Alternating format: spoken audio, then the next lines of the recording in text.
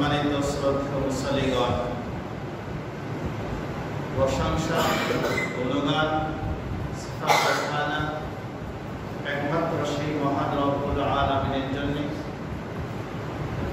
যিনি পৃথিবীর সকল সৃষ্টিকুলের মধ্যে আমাদেরকে ভালোবেসে মহব্বত করে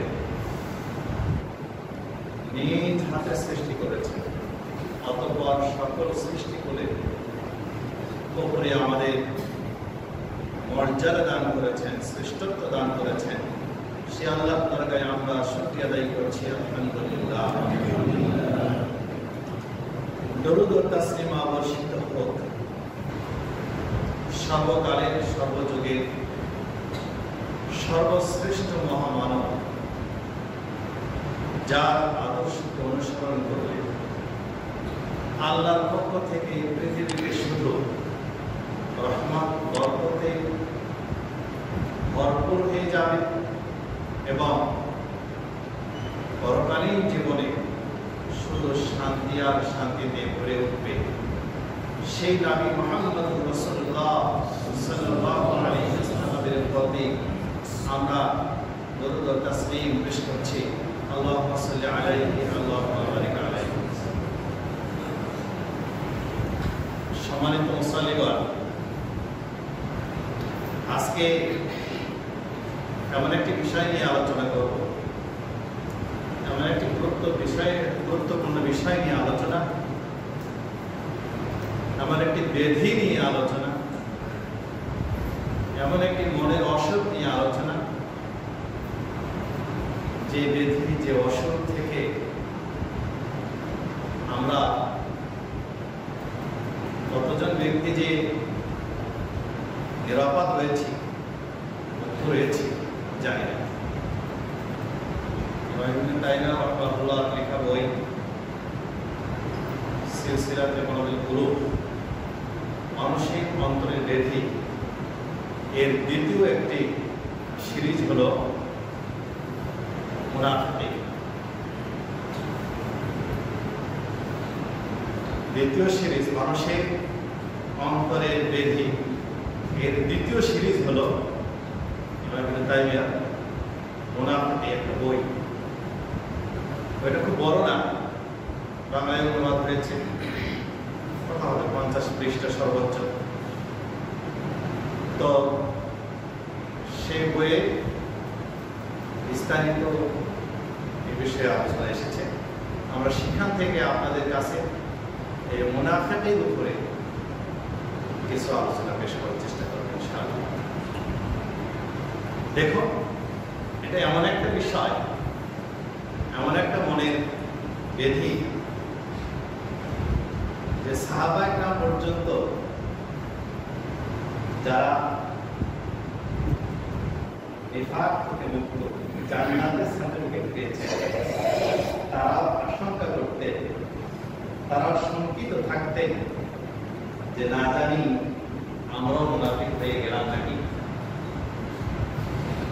আর অনুক্রমে কোনো বাক্য যদি আমাদের মধ্যে থেকে বের হয়, লোকটার ভিতরে নিফাকি আছে, এই কথাটা বের হলেই যার মধ্যে বের হবে তার উপরে এমনভাবে চড়াও হয় মানুষ, এমনভাবে আক্রোশ, ক্ষোভ, রাগ ঝাড়ে, যেন সে এক নম্বর ইমানদার পরেজগার, তার ভিতরে কোনো নিফাকি নেই। অথচ সাহাবায়ে কেরাম পর্যন্ত 30 জন বড় বড় সাহাবী, সালাসু আসহাবি রাসূলিল্লাহ সাল্লাল্লাহু আলাইহি ওয়াসাল্লাম, 30 জন সাহাবী, তারা নিজেদেরকে বড় বড় সাহাবী, তারপরেও নিজেদেরকে কখনো নিজেদেরকে মুনাফিক থেকে মুক্ত মনে করতেন না। কি জানি আমাদের ভিতরে নিফাকের স্বভাব, মুনাফিকের স্বভাব রয়েছে কিনা। একটা বিষয়, এক নম্বর হচ্ছে আমি নিজে মুনাফিক কিনা, এটা আমাদের প্রত্যেকটি, আমরা যারা এখানে উপস্থিত হয়েছি এই মুহূর্তে যারা আছি, যে কথাগুলো বলবো, আপনি রাষ্ট্র নিয়ে চিন্তা করবেন, সমাজ নিয়ে চিন্তা করবেন, আমি আমাকে নিয়ে, আপনি আপনাকে নিয়ে চিন্তা করব, যে বিষয়গুলো আমরা আলোচনা করব। অনুরোধ জানাবো যে আমরা সমাজ রাষ্ট্র নিয়ে আলোচনা দরকার নেই, ওই স্বভাবের সাথে মিলানোর জন্য দরকার নেই। আমি কি মুনাফিক থেকে মুক্ত? যে স্বভাবগুলোর কথা আমরা জানি তাকে স্বভাবের কথা বলা হয়, তা আসলে নয়। ওখানে প্রায় 36টি কারণ উল্লেখ করেছে যে এই স্বভাবগুলো যদি এরকম চরিত্রের যদি কেউ অধিকারী হয়, তাহলে সে নির্বাক থেকে মুক্ত নয়, সে মুনাফিক থেকে মুক্ত নয়। আমরা ধারাবাহিকভাবে কিছু আলোচনা করার চেষ্টা করব। এই জন্য আমি প্রথমেই অনুরোধ জানাবো, এই খুতবার প্রারম্ভে যারা উপস্থিত হয়েছে, যে কজন আপনার সামনে রয়েছে, প্রত্যেকেই নিজেকে চিন্তা করুন যে আমি কি মুনাফিকি স্বভাব থেকে মুক্ত? যা আলোচনা হবে তার সঙ্গে নিজের ক্যারেক্টারকে, নিজের চরিত্রকে মিলান, তুলনা করুন, ভাবুন। আপনি আমাকে বললেন যে আপনি মুনাফিক, ঠিক আছে, তার আগে আপনাকে নিয়ে ভাবুন, আমি আমাকে নিয়ে ভাবি। সাহাবাকে ভাবতেন, একদম সাহাবী ঘটনা আপনাদের সামনে বলেই ফেলছি। হযরত হানজালা ওয়াসাইদ রাদিয়াল্লাহু তাআলা, তিনি রাসূলের কাছে যাচ্ছেন, অনেক লম্বা চওড়া হাদিস, রাসূলের কাছে যাচ্ছেন, প্রতিমধ্যে আবু বকর রাদিয়াল্লাহু তাআলার সঙ্গে দেখা। আবু বকর রাদিয়াল্লাহু তাআলা আনহু বলছেন যে কাইফা ইয়া হানজালা, হানজালা তুমি কেমন আছো, কোথায় যাচ্ছ? তো উনি বলছেন যে না ফাকা হানজালা। হানজালা নিজেই বলছেন যে হানজালা মুনাফিক হয়ে গেছে। যখন আবু বকর হানজালাকে জিজ্ঞেস করছেন যে তুমি কেমন আছো, তখন হানজালা বলছেন, হানজালা ওয়াসাইদি, যে হানজালা মুনাফিক হয়ে গেছে। তো এই মুনাফিক থেকে কিভাবে মুক্তি পাওয়া যায়, এই কারণে হানজালা রাসূলের দরবারে ছুটে চলেছে। তো আবু বকর বলছেন, কেন কথা বলছো? তখন হানজালা বলছেন,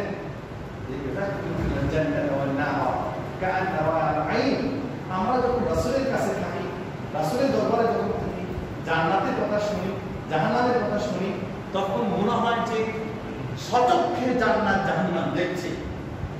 তখন ঈমান খুব বৃদ্ধি পায়। তখন মনে হয় কিসের দুনিয়া, কিসের কি, কিসের গাড়ি, কিসের বাড়ি, এরকম কিছু মনে হয়। কিন্তু বাড়িতে যখন চলে যায়, সংসারের মধ্যে যখন ডুবে যায়, বউ বাচ্চা নিয়ে যখন চলতে থাকি, তখন তো আর এরকম ভীতি থাকে না, জান্নাতের আশা থাকে না, জাহান্নামের ভয় থাকে না। তো এটা তো খুব ভালো লক্ষণ মনে হচ্ছে না, যে আমার ভিতর থেকে আল্লাহ ভীতি দূর হয়ে যাবে, জান্নাতের ভয়, জান্নাতের আশা থাকবে না, জাহান্নামের ভয় থাকবে না, তাহলে তো আমি মুনাফিক হয়ে গেছি। আবু বকর বললেন যে আমারও তো তাই। আবু বকর ভাবলেন কি, আমারও তো তাই, চলো দুজনেই যাই। তারা দুজনেই রাসূলের কাছে গেলেন, গিয়ে সব ঘটনা খুলে বললেন। আল্লাহ রাসূল শুনলেন, শোনার পরে আল্লাহ রাসূল সাল্লাল্লাহু আলাইহি ওয়াসাল্লাম একটা উক্তি করছেন, ওয়াল্লাযী নাফসি বিয়াদিহি লাউ আনতুম তাদুরুনা আলা মা তাকুনুনা ইনদি।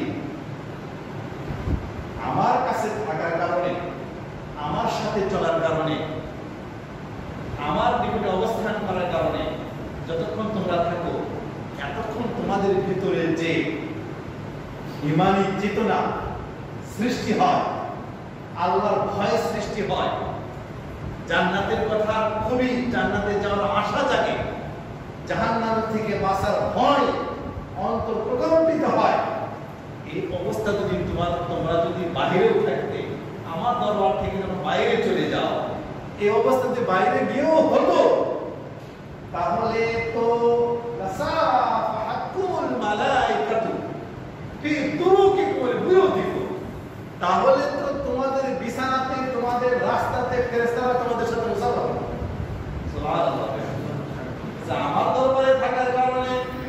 যেরকম আল্লাহ ভীতি হয়,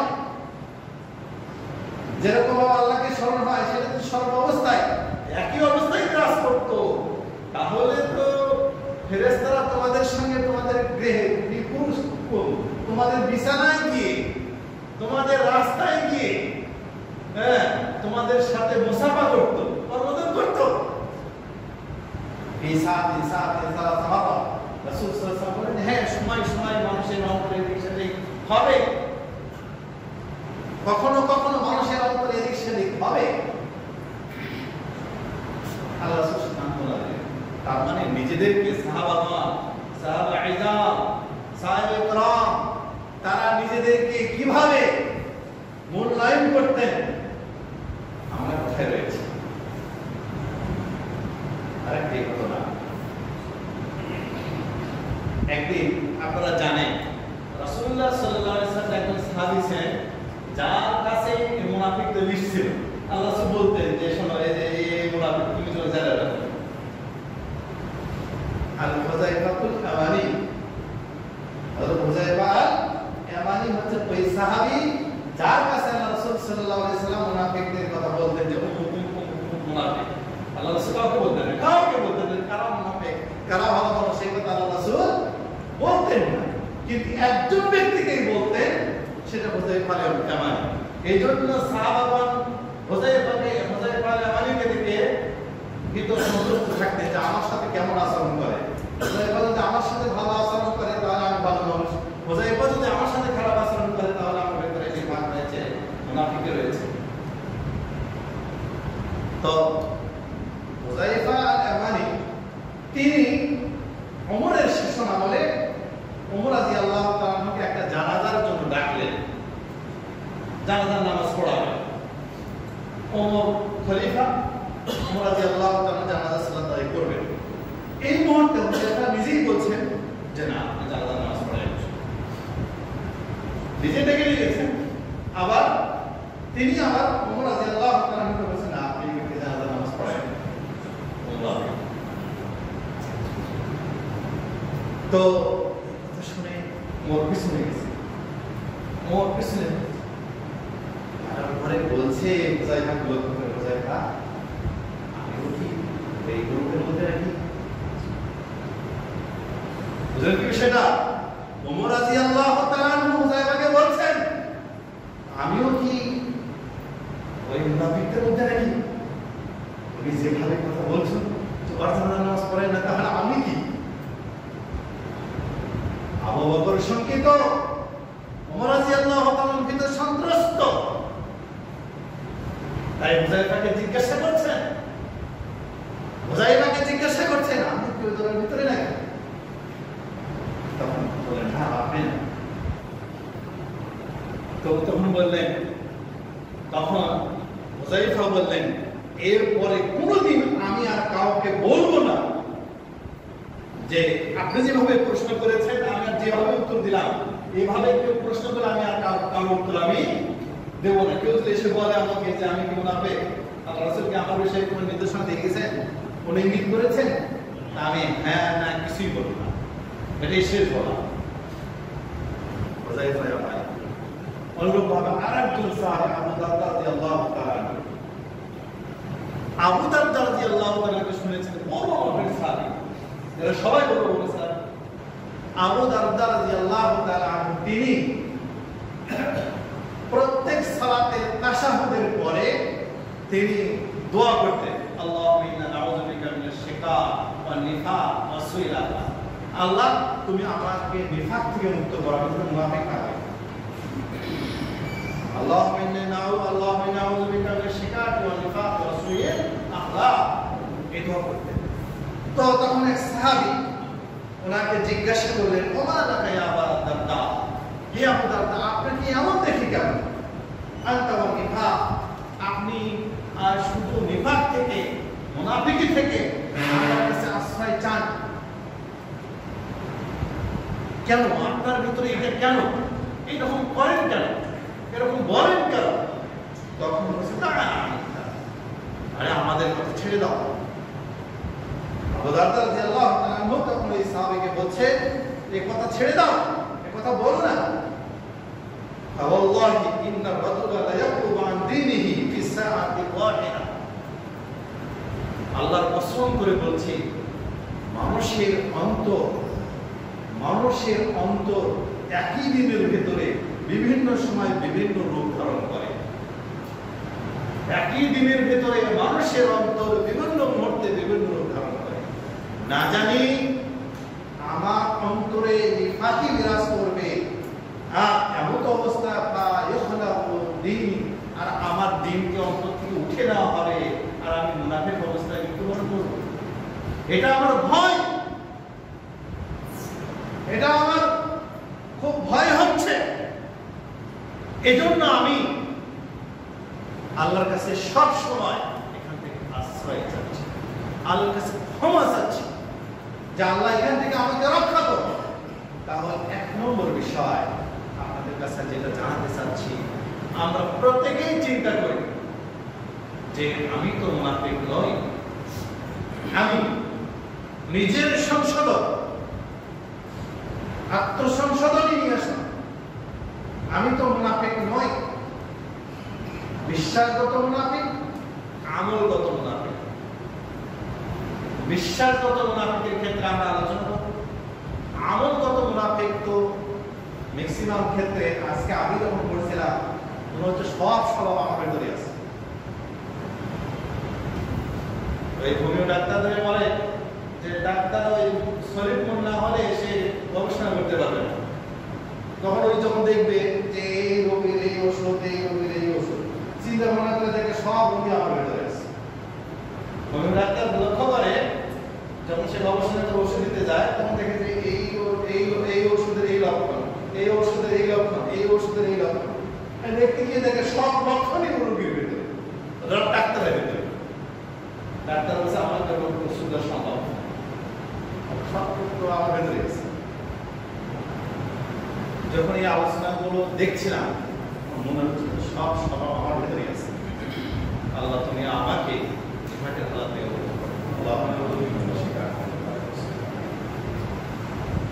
তো বলছিলাম, দ্বিতীয় বিষয় হচ্ছে মুনাফিকদের থেকে সর্বোচ্চ সাবধানতা অবলম্বন করতে হবে।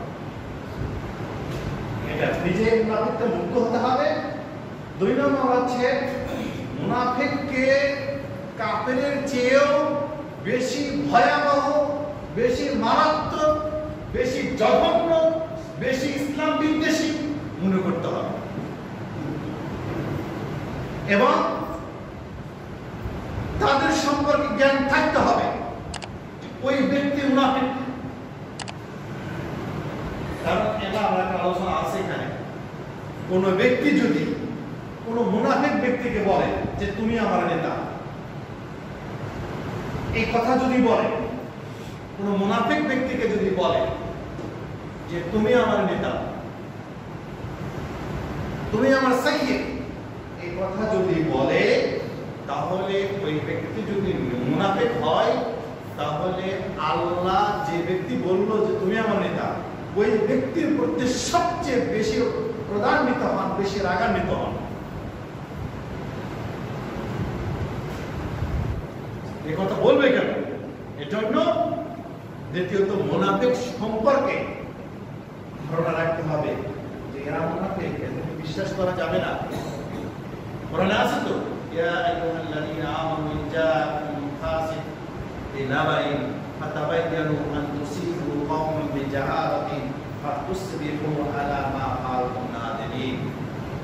কোরআনে বলছেন আল্লাহ, মুনাফিকরা যখন কোনো সংবাদ নিয়ে আসে, সব কথা বিশ্বাস করা যাবে না।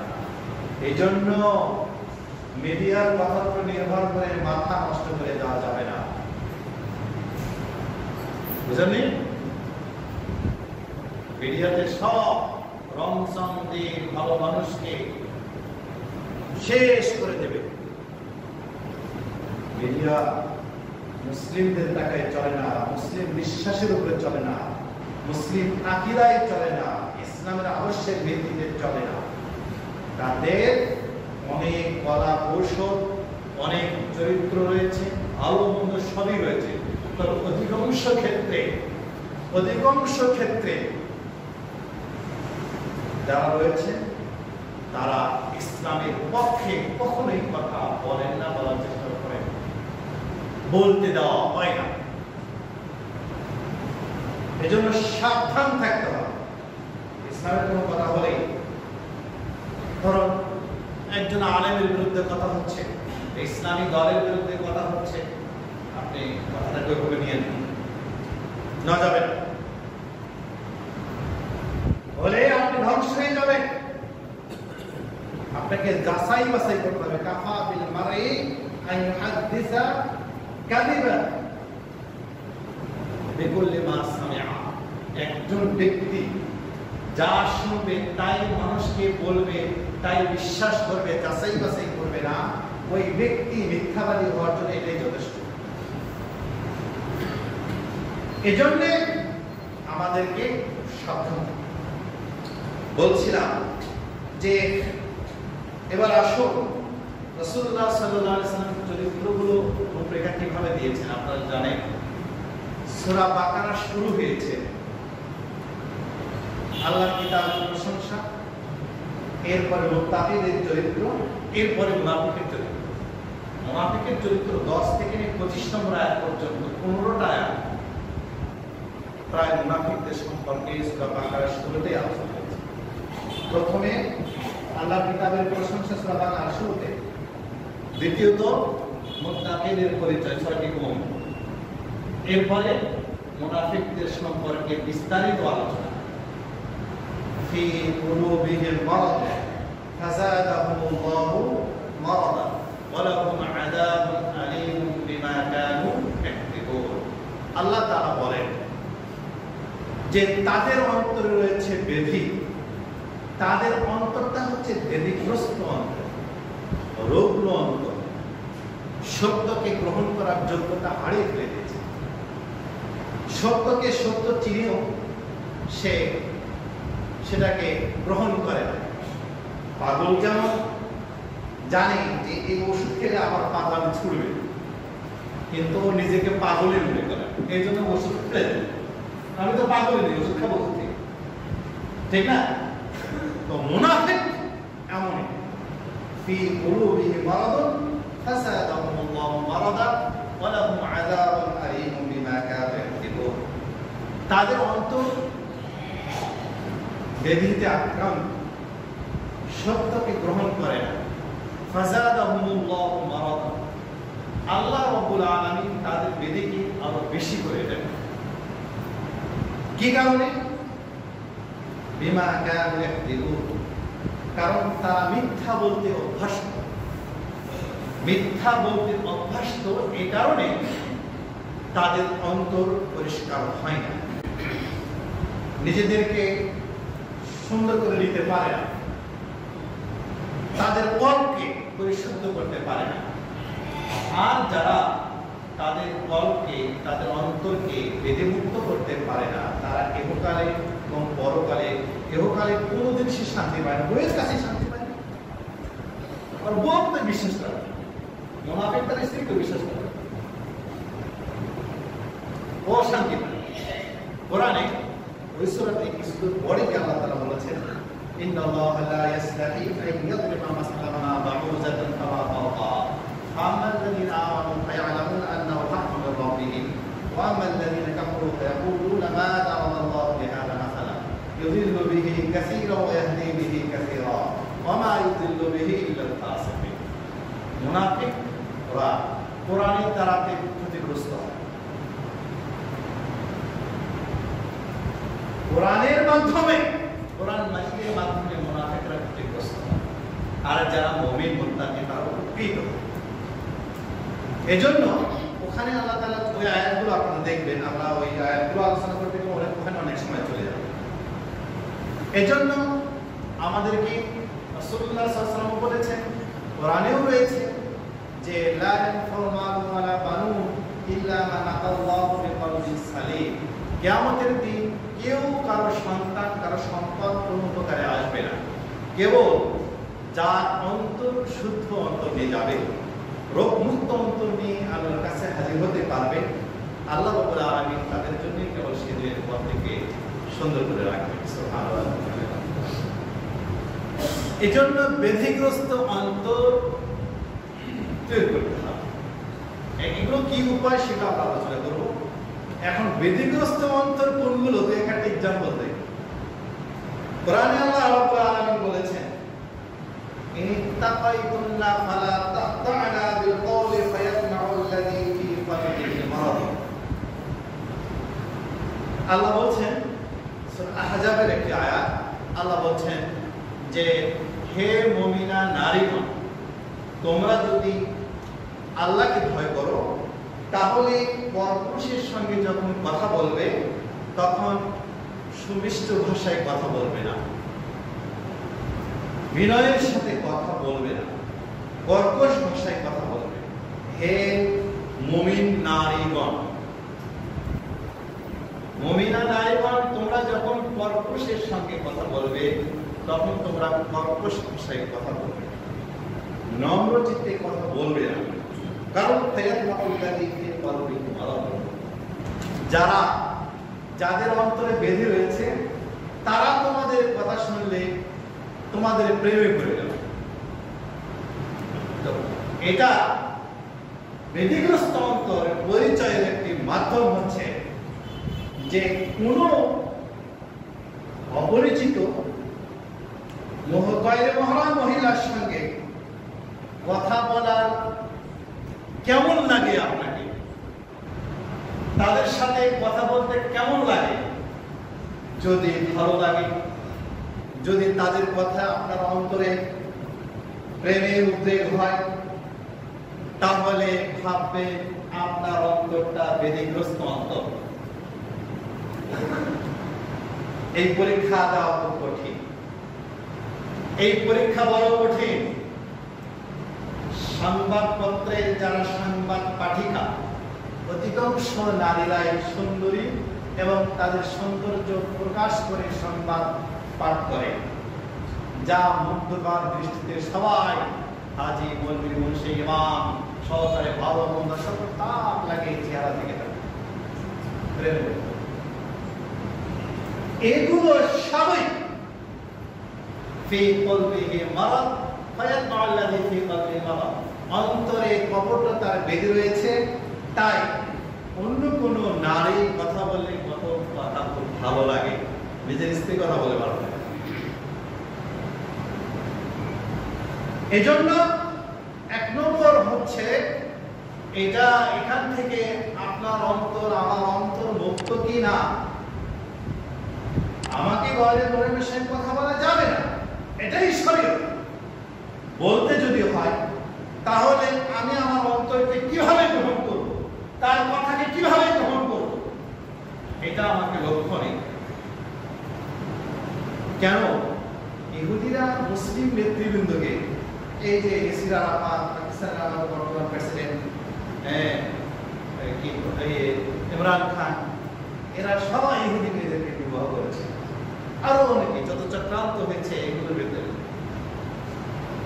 জানে না যে মুমিনদের অন্তরকে মুনাফিকে পরিণত করতে হলে নারী ব্যবসা, নারী কথোপকথন এর মাধ্যমে তাদেরকে নষ্ট করা হবে। এটা লক্ষ্য রাখতে হবে। 2 নম্বর হচ্ছে অহংকার। 2 নম্বর হচ্ছে অহংকার মুক্ত থাকতে হবে। যদি কারোর ভিতরে অহংকার থাকে তাহলে তার ভিতরে নিফাক রয়েছে, নিফাক যুক্ত অন্তরটা। আল্লাহ তাআলা বলেছেন সূরা মুনাফিকের আয়াত, ওয়া ইযা ক্বিলা লাহুম তাআলাউ ইস্তাগফির লাকুম রাসূলুল্লাহি লাওয়াউ রুউসাহুম ওয়া রাআইতাহুম ইয়াসুদ্দুনা ওয়া হুম মুস্তাকবিরুন। আল্লাহ বলছেন যে যখন তাদেরকে বলা হয় যে তোমরা এসো, কোরআন ও সুন্নাহর দিকে এসো, তখন তাদেরকে দেখবে যে তারা মুখ ফিরিয়ে নিচ্ছে। লাওয়াউ রুউসাহুম, তারা মাথা ঘুরিয়ে চলে যায়, তারা সত্যকে গ্রহণ করে না, কোরআন সুন্নাহকে গ্রহণ করে না।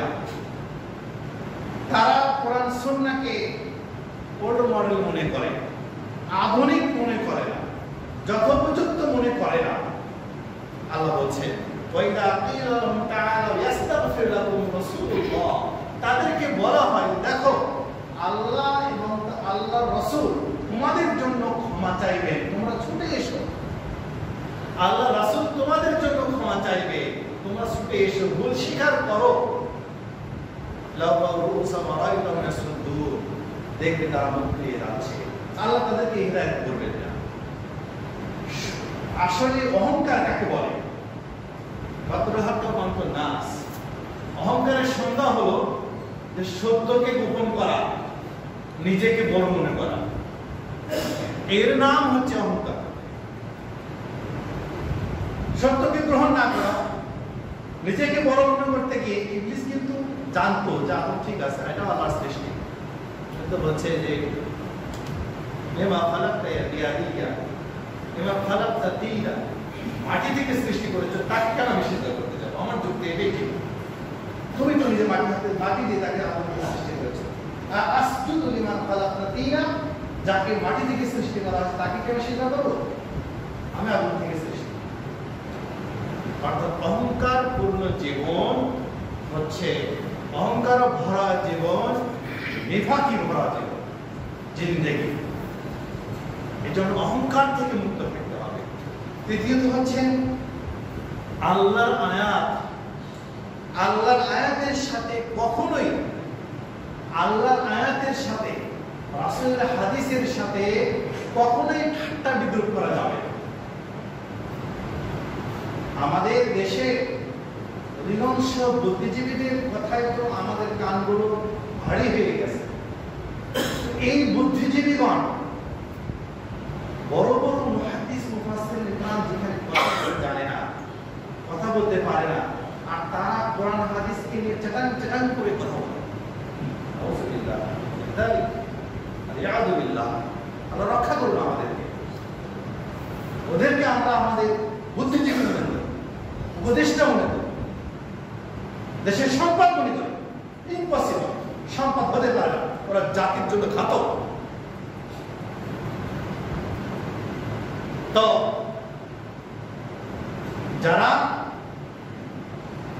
ইস্তাহজিউ বিল্লাহি ওয়া রাসূলিহি, যারা আল্লাহ এবং তার রাসূলের আয়াতের সঙ্গে বিদ্রুপ করে, ঠাট্টা করে, আপনি মানছেন না একটা কথা, মানতে পারছেন না শ্রদ্ধা রয়েছে একটি কথা, মানবেন না বিরোধিতা করবেন, এটা নিফাকের স্বভাব, এটা মুনাফিকের স্বভাব। 4 নম্বর হচ্ছে মুমিনদের সাথে ঠাট্টা বিদ্রুপ করা, মুমিনদের সাথে ঠাট্টা বিদ্রুপ করা। যারা কোরআন সুন্নাহকে মানেন তাদের সাথে কোনো কিছু বিষয়ে মানলে, দেখেন না আপনার মেয়েকে বিয়ে দিতে গেলে আপনার মেয়ে কি বলে জানেন না? না দাঁড়িয়ে আমি বিয়ে বলবো না, বলে কি? আপনারই মেয়ে, আপনার মেয়ে না, এটা তো বলে গেল। পরিমাণ আছে একেবারে আকীদাতান, কিছু কিছু নিফাক কুফরের পর্যায়ে মানুষকে নিয়ে যায়। নিফাক মুনাফিকি কুফরের পর্যায়ে পৌঁছা নিয়ে যায়, কুফরের পর্যায়ে পৌঁছায় এগুলো। মুমিনদের সঙ্গে ঠাট্টা বিদ্রুপ করা। কোরআনে সূরা আপনারা দেখবেন, সূরা মুতাফফিফিন আল্লাহ বলছেন, মাঝে সাথে আয়াতগুলো তেলাওয়াত করি, ইন্নাল্লাযীনা আযলামু কানু মিনাল্লাযীনা আমানু ইয়াদহাকুন ওয়া ইযা মাররু বিহিম ইয়াতাগামাজুন ওয়া ইযা ইনকালাবু ইলা আহলিহিম ইনকালাবু ফাকিহিন ওয়া ইযা রাআহুম ক্বালু ইন্না হাউলা'i লাদাল্লুন। মুমিনদেরকে দেখলে মুনাফিকরা মনে করে এরা বদমাশরা, কিছু বোঝে না, এটা বড় কথা আসছে। এজন্য মুমিনদেরকে দেখে ঠাট্টা বিদ্রুপ করা যাবে না। 6 নম্বর হচ্ছে মুমিনদের প্রতি সদয় হওয়া। ভালো মানুষকে দেখলে শ্রদ্ধা করতে হবে, যে আমার যে ও লোকটা ভালো, কমপ্লিটলি তুলনামূলকভাবে সবাই যে পরিপূর্ণ মানুষ হবে এটা কিন্তু কথা নয়। আমি দেখবো আমার যে লোকটা ভালো কিনা, আমি সেই দৃষ্টিকোণ থেকে তাকে শ্রদ্ধা করবো, তাকে ভালোবাসবো। এটা মুমিনের গুণ। এটা মুনাফিকের গুণ হলো তাকে ঠাট্টা করা, তার প্রতি সদয় না হওয়া। আল্লাহ তাআলা কোরআনে তো বলেছেন, সূরা বাকারা ওই আয়াতে দেখুন না কেন, ওয়াইদা কিলা লাহুম আমিনু ক্বালু আনুমিনু কামা আমানা সুফাহা আলা ইন্নাহুম হুমুস সুফাহা ওয়ালাকিন লা ইয়ালামুন। তাদেরকে যখন বলা হয় তোমরা ঈমান আনো, সত্যকে গ্রহণ করো, তখন তারা বলে আমরা কি ঈমান আনবো তাদের নাই? যেমন নির্বোধেরা ঈমান এনেছে, যেমন পাগলেরা ঈমান এনেছে। আলা ইন্নাহুম হুমুস সুফাহা ওয়ালাকিন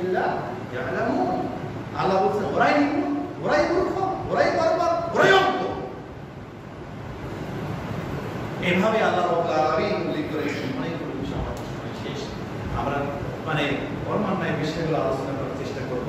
আমি এইটুকু বলতে, দেখুন এই যে কথাগুলো আসছে ছোট ছোট কথা, আমার অন্তরটাকে ব্যাধিমুক্ত রাখে।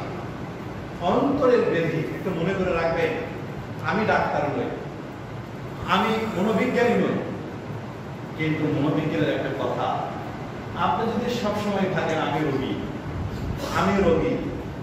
আমি রোগাগ্রস্ত, তাহলে আপনি রোগী হয়ে যাবেন, বুঝলেননি? এজন্য নিজেকে কোরআন সুন্নাহর কাছে সঁপে দেয়। সেটা বিদায় হজের ভাষণ আপনারা শুনেছেন কিনা জানি না। বিদায় হজের ভাষণে যিনি ইমাম ছিলেন, যিনি বিজয় হাতের নেতা ছিলেন, তিনি কথাগুলো বলছিলেন যে আমাদেরকে অবশ্যই যে কোনো সংকট থেকে উত্তরণের জন্য কোরআন সুন্নাহর দিকে জীবন পরিবর্তন ছাড়া, জীবনকে নিয়ে যাওয়া ছাড়া, প্রত্যাবর্তন ছাড়া আমাদের কোনো সংকট থেকে উত্তরণের কোনো পথ আমাদের নেই। এই কথাগুলো চমৎকার বাংলায় দাবি হয়েছে, আপনি শুনেছেন কিনা? শুনবেন। আল্লাহ আমাদেরকে এই স্বভাবগুলো থেকে, নিফাকের হালাত থেকে, রোগাগ্রস্ত হৃদয় থেকে আমাদেরকে মুক্তি দান করুন। সৃষ্টি করেছো সুন্দর পৃথিবী, মানুষ